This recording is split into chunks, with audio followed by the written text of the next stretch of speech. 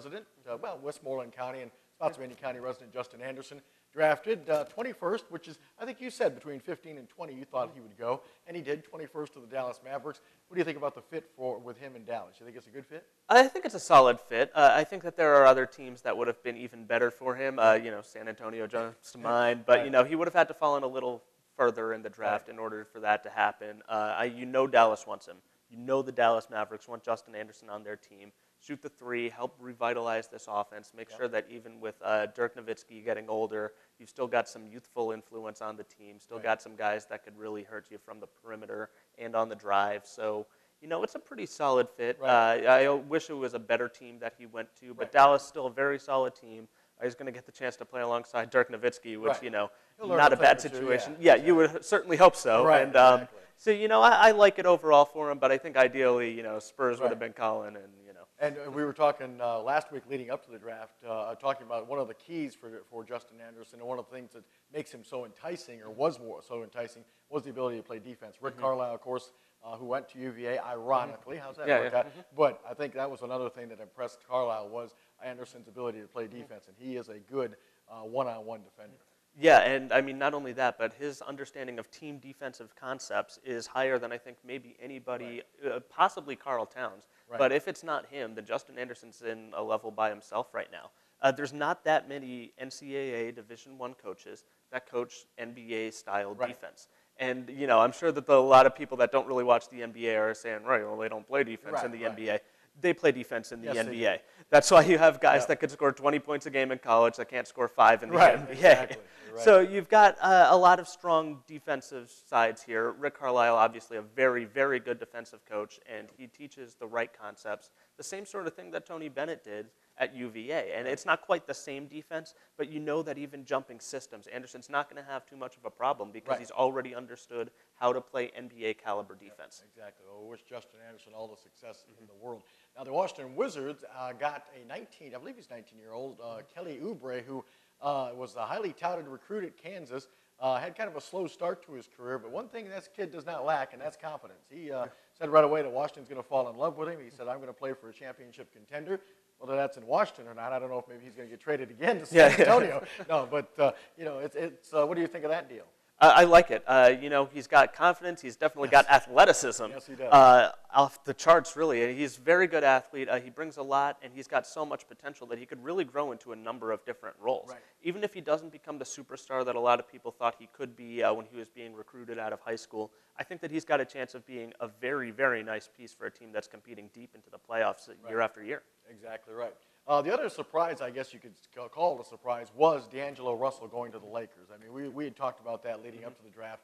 I thought it was a possibility, but I really thought they might go with Okafor or maybe even Winston from Duke. But they went with D'Angelo Russell, point guard. It's going to be interesting to see how that works out with Kobe and the Lakers.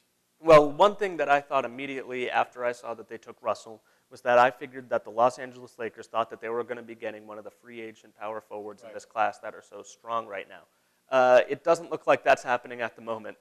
Kevin Love re-signing in Cleveland. Right. LaMarcus Aldridge says that he's going to go, not to L.A. Apparently, he was not thrilled with the pitch that the Lakers gave him. Yep. And I doubt that either Gasol is going to come back to the Los Angeles Lakers anytime soon. That's what I think we can certainly agree on. So to me, that's what that said, is that they thought they were going to be getting one of those guys to pair alongside Julius Randle. Yep. And that's why they passed on Okafor, took a point guard instead.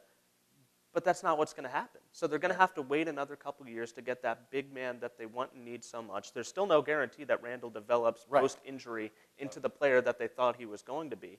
And I think that this is a team that's really in a big state of flux right now, and it doesn't look good for the Lakers.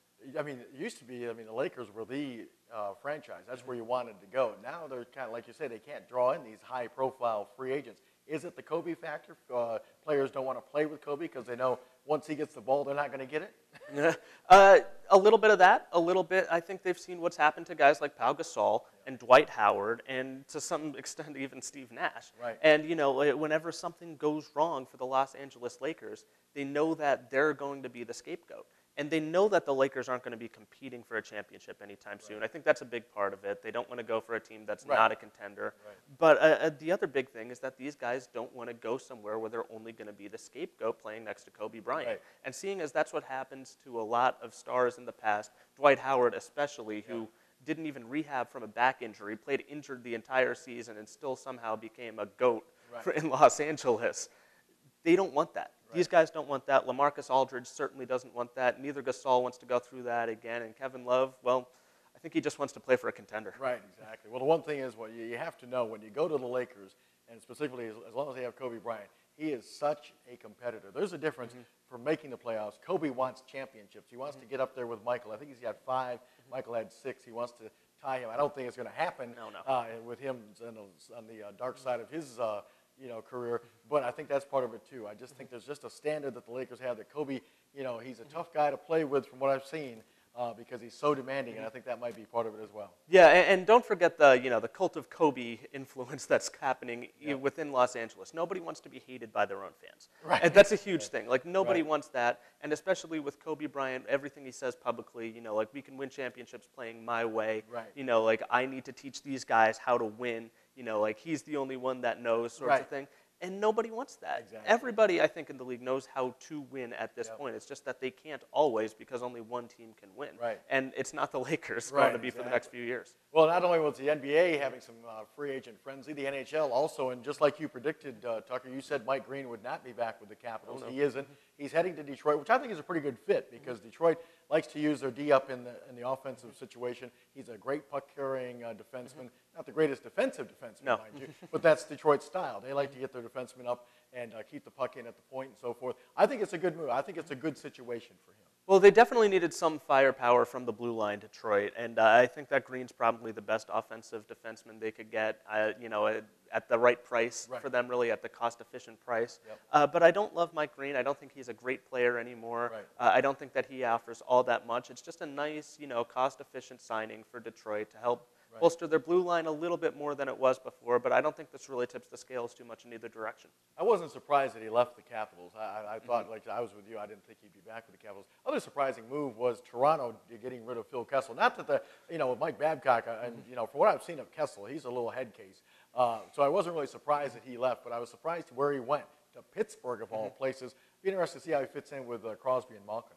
Well, one thing that I will say in Kessel's defense, we were just talking about this with Kobe Bryant, nobody wants to be hated by their own team's fans. And somehow Phil Kessel, the team's best players and one of the best young players in the whole league, ended up taking the brunt of all the Maple Leafs, fallouts. And every time they lost, every time they had a lack of success, it was all Kessel's fault. And now he's going to a team that's probably going to underachieve again, so I don't think the narrative on him is going to shift too much, unfortunately. But with playing alongside Malkin and Crosby, you've got at least a chance of doing something great here. Exactly. I'm sure he'll put up some big offensive numbers with Pittsburgh, that's for sure.